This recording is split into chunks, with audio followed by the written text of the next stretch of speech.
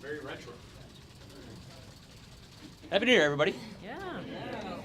Good morning. I think some of you may know by now, part of my ongoing recovery, tomorrow I'm going to be having another surgery that was planned over a month ago. So we're going to have a surgery tomorrow as a continued part of my recovery. So I know I've gotten a lot of prayers that have gotten me to this point over the last 7 months, and appreciate those prayers continuing. So look forward to getting this done and getting back to work. I'll be in touch with my staff and our Chief Deputy Whip Patrick McHenry through this process, and hope to be back in the coming weeks working on this great agenda that we're excited about.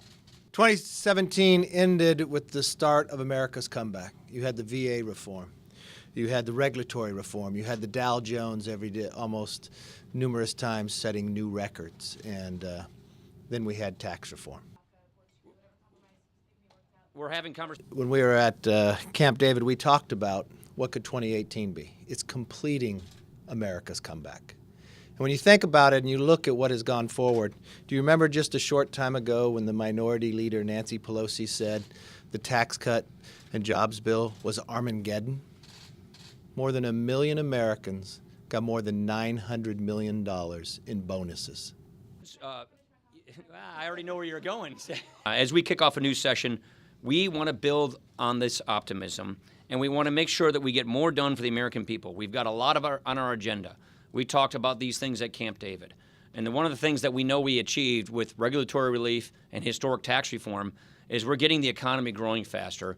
But there are tens of millions of Americans who are still slipping through the cracks. We want to address with a cap agreement like the military. And there are other. Oh, I'm not going to negotiate with the media on such things. What we want to do is we want to have a DACA compromise. We want to make sure that the DACA problem is solved. But as you've heard me say time and again, this has to be balanced so that we don't have a DACA problem 5-10 years down the road. So while we deal with this DACA issue, which does need to be dealt with, and we agree with that, we want to make sure that we have the right kind of interior and border enforcement so that we don't have another DACA problem down the road.